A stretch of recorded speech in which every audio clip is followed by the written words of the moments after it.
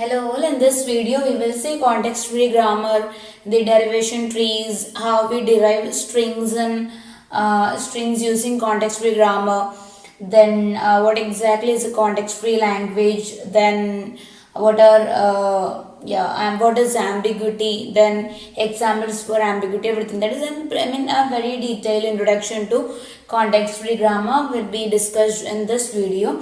So context-free grammar or simply grammar is actually a four tuple. So grammar G is a four tuple V, T, P, S, or while discussing context, regular grammar we have used NTPS, so I'll be using the same convention. So a context-free grammar G can be defined as the tuple NTPS.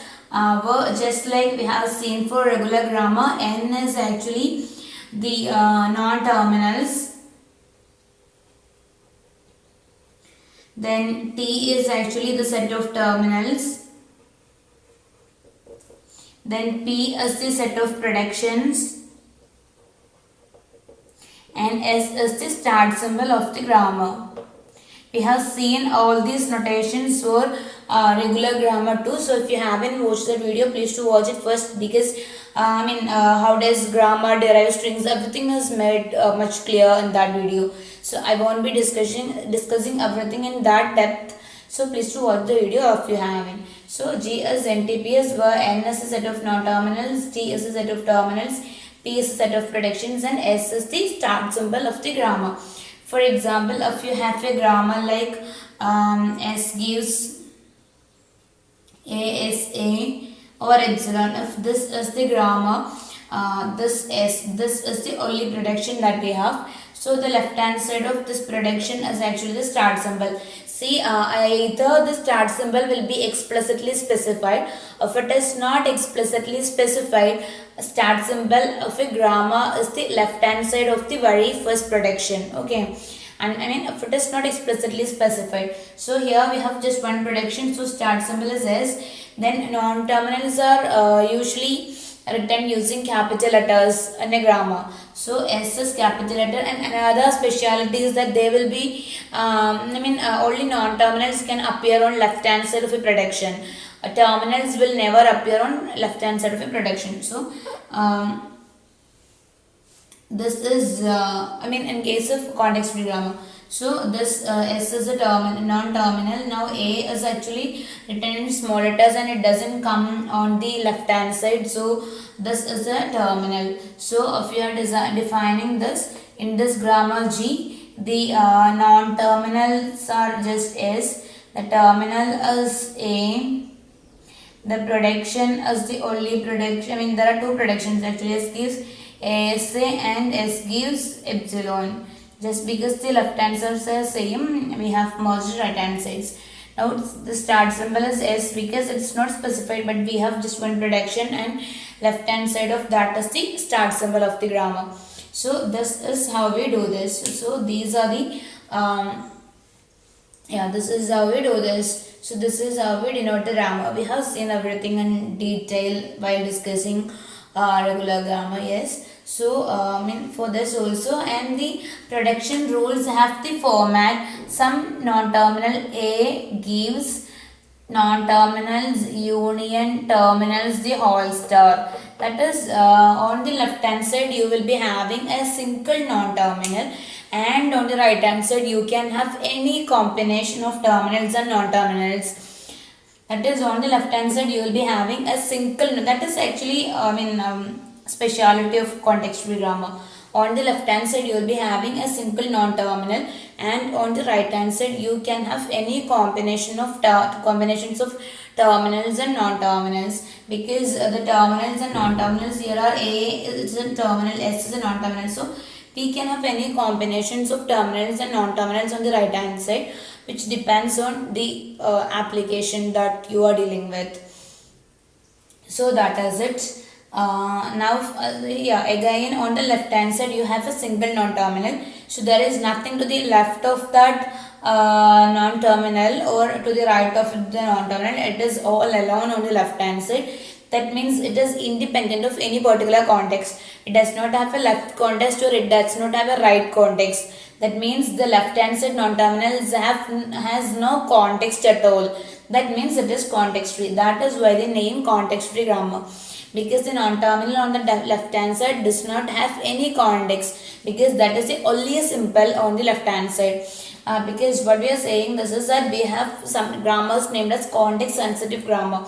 In that case we will have something to the left and right of this non-terminal on the left hand side of the prediction itself, and the derivations or the derivations of this particular non-terminal depends on that. So we will you will understand that better when we have the video on context sensitive grammar. Anyway, for the time being, just understand that here the non-terminal is all alone on the left hand side, so it does not have any right context or left context. So that's why the name context free grammar.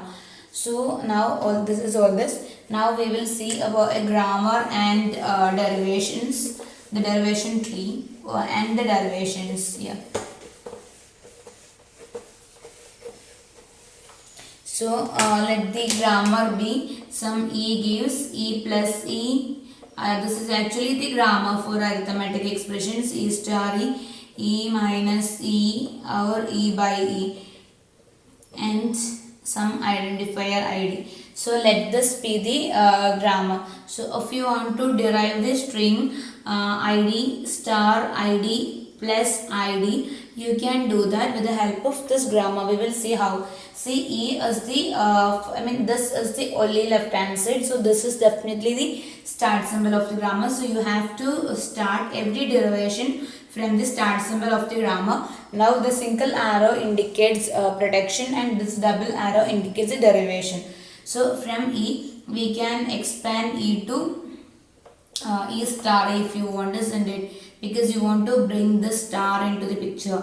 So e star e. Now you want to this e can be made to id, because e also derives id. So id, now star e.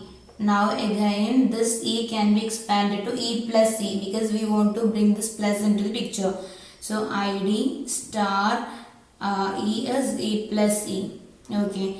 Now in the next step it is in that particular format that we need. So id star id plus e, and the next step id star id plus id. So this is how we derive the required string. Okay. See, in this case what I have done is I have always replaced the left hand side non-terminal by its alternative, because in this case a has been replaced by e star e. In this case the leftmost non-terminal is this capital E, that has been replaced by id. In this case the leftmost non-terminal is this e, that has been replaced by e plus e. In this case the leftmost non-terminal is this e, that has been replaced by id.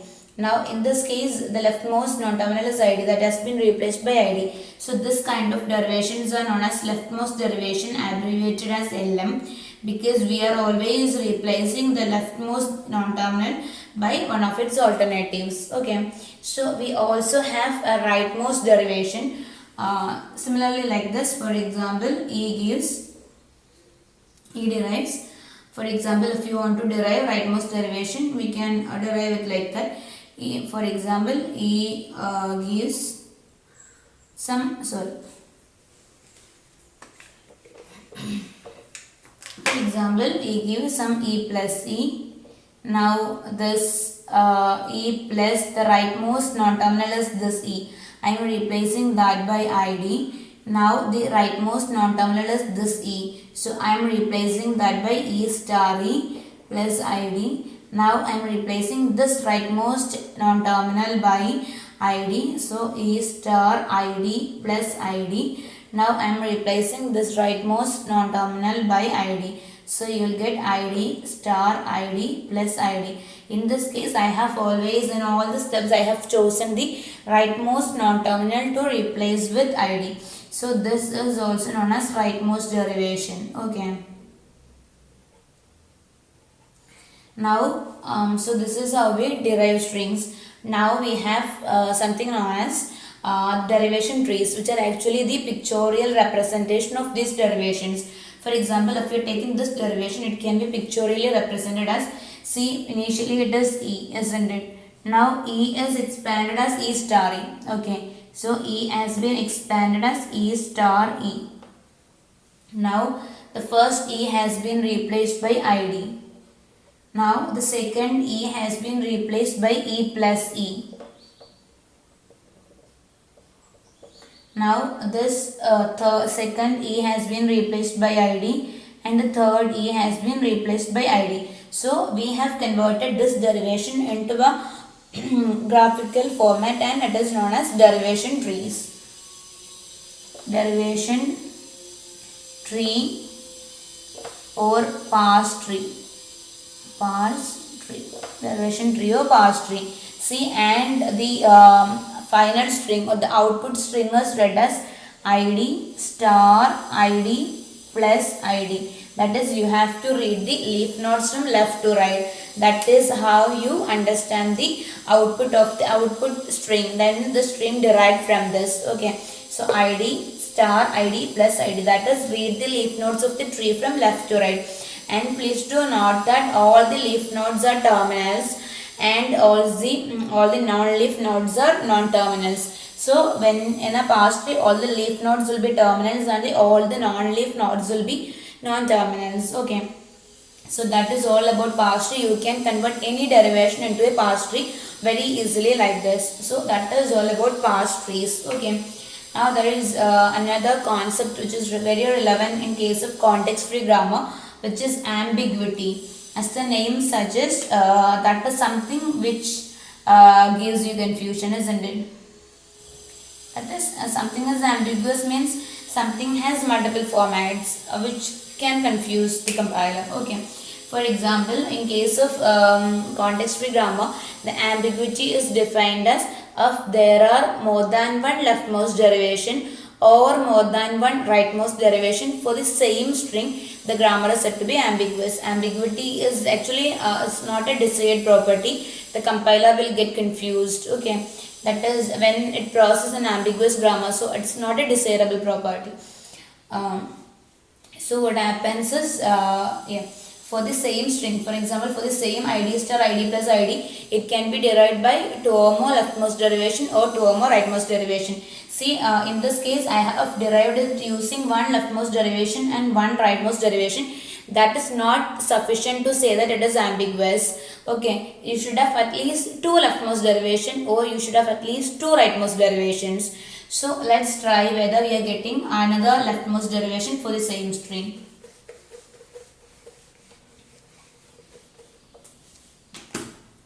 So we have to do it in some other way. So we will start with E gives E plus E. Okay. Now I am replacing this leftmost E by E star E. E star E plus E. Now I am replacing this leftmost E by ID. Now I am replacing the leftmost non-terminal by ID. Now I am replacing the leftmost non-terminal by ID. So all these are leftmost derivation because I have always chosen the leftmost non-terminal. See, that means that the string can be derived with more than at least two leftmost derivations. That is, I have used leftmost derivation itself, but I have derived the string in two different ways. So two totally different leftmost derivation. I could derive the string with two totally different leftmost derivation. In this case, the grammar is said to be ambiguous. We will see one more example for ambiguity.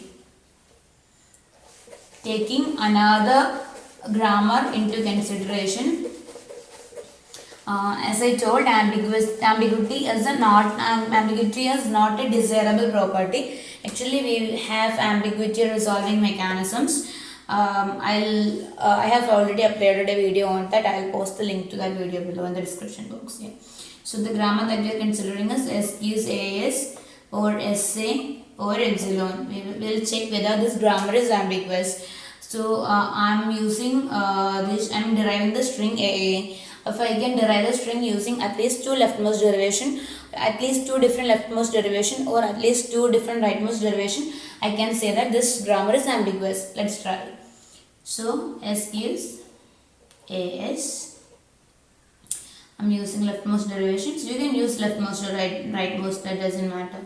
Now for the second, to get the second day, I am using S is replaced by SA. So now for the third A, I am replacing this S by AS. So A, and now as I got 3 A's, I am substituting the S with epsilon. So I'll get this. So this was a leftmost derivation.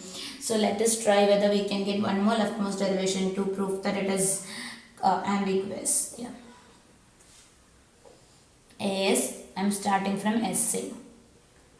Now I'm replacing this S by SA again. Now I'm replacing this by SA again. Now I am replacing this S by epsilon. So I will get just AAA. This was also a leftmost derivation. So if you look at the steps, you can see that the outputs of each step is totally different. That means I got AAA through two entirely different leftmost derivations. So the grammar is ambiguous. So this is how we prove that the grammar is ambiguous. See, one difference between context-free grammar and regular grammar that we have learned before is that regular grammar doesn't support ambiguity, but context-free grammar does. It supports. The reason why regular grammar doesn't support is all the predictions, as we have already learned, in regular grammar is either left linear or right linear. That is, all the predictions will be either of the format S gives some AS, or it will be of the format S gives SA. So it cannot be both at the same time. So I mean, predictions like this will not appear in that, and ambiguity is not happening in regular grammar, but in context-free grammar it can be ambiguous. So that is all about context-free grammar. And again, there is something which is context-free language. See, a language is said to be context-free language if all of its strings can be, that is, all the strings in the language can be derived from a context-free grammar, from its context-free grammar. That is, if we can write a context-free grammar so as to derive all the strings present in that particular grammar, then that language is said to be context-free language. So in the next video, we will see how we can convert context-free languages into context-free grammar. That is how we can write context-free grammar for some context-free languages. So that's all in this video. Hope you understood. Thank you.